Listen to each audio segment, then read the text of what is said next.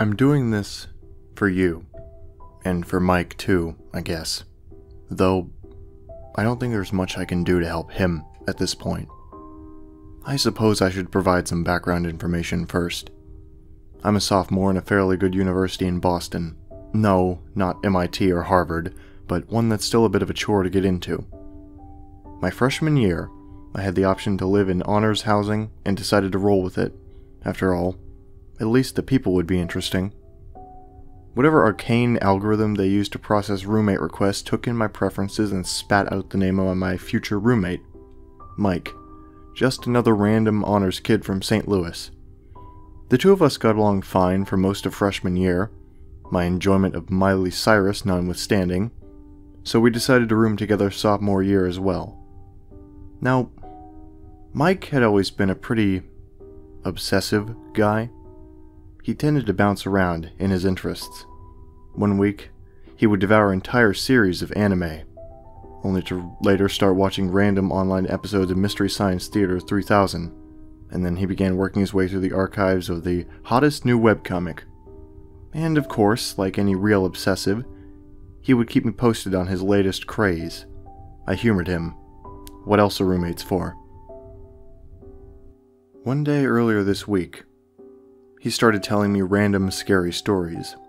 You know, those random things you find on message boards. I think his main source ended up being some site called Creepypasta. I never understood why pasta could be creepy, but whatever. I'd hear about a med student eating an arm, or someone being autopsied alive, or some random YouTube video that'll drive you insane. We usually had a good laugh about them. The third day of his obsession, however, things got weird. He threw a few more stories my way before hitting the sack, but something seemed a little off. His voice had a sharp edge to it. As the hour got later, his banter got more and more inane, as though he were just talking just to stave off having to go to sleep. Eventually, I pointedly got into my bed and rolled over, effectively ending any further chance of conversation. I wish that I hadn't. I sleep like a log, and that night was no exception. I don't think I even came close to waking. Usually I can't remember any of my dreams, but the nightmare I had that night has been clear in my mind for days now. I dreamt I was trapped in a fog, so dense I couldn't see my hand in front of my face. The damp air sent chills down my spine. I could hear muffled screams in the distance. There didn't seem to be any words, just guttural shrieks of pain. Instantly, don't ask me how, I recognized the screams as Mike's. I tried my best to run to him, but my feet just slid through the fog. I couldn't get any real traction on the ground, if there was indeed any ground. The screams got further away and more indistinct, though I could still tell they were Mike's. Eventually they faded to nothing, and I woke up. And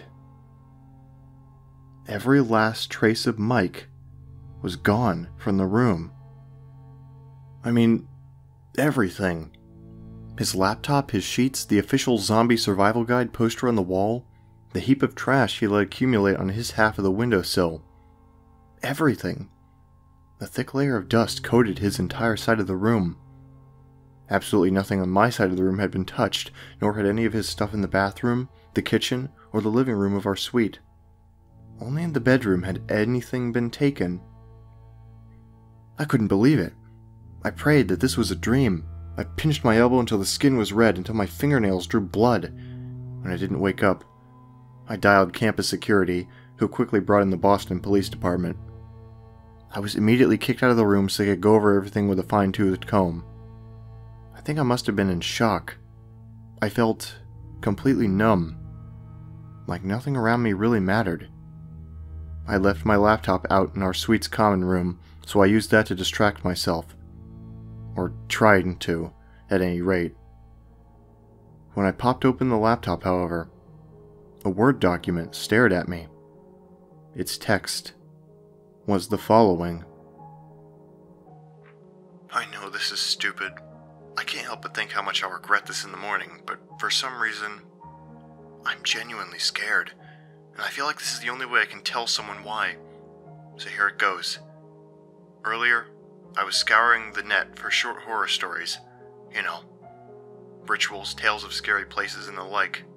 I came across this warning. I guess it was. I won't say what, and I won't say where for fear of you finding it yourself. Suffice to say, it sent chills down my spine, something not much has managed to do. Still, as has become my habit, I just clicked on the next hyperlink, going ever further down the rabbit hole. The warning stayed with me though, in the back of my head, just nibbling away, waiting until I would focus on something else to rear its ugly head. This was irrational, I knew. My mind was just playing tricks on me.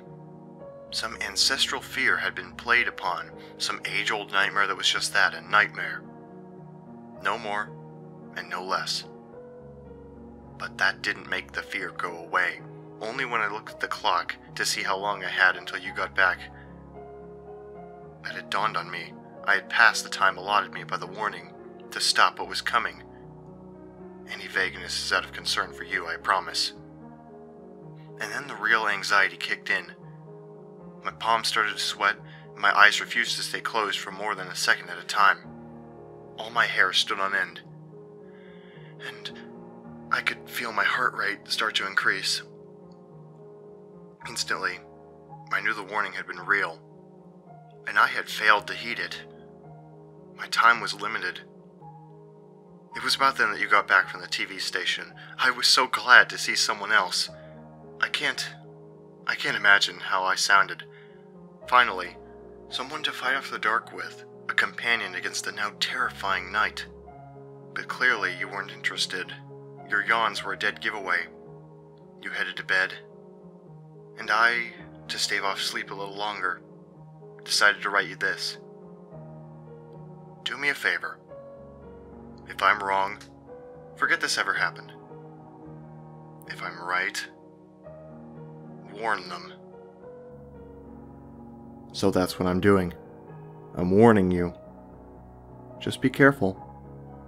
Next time you go on an archive binge at Creepypasta, or start checking the horror thread of your favorite discussion board, or even just try Googling creepy stories, if you feel a chill run down your spine at some warning that you'd never read before, you might want to heed it.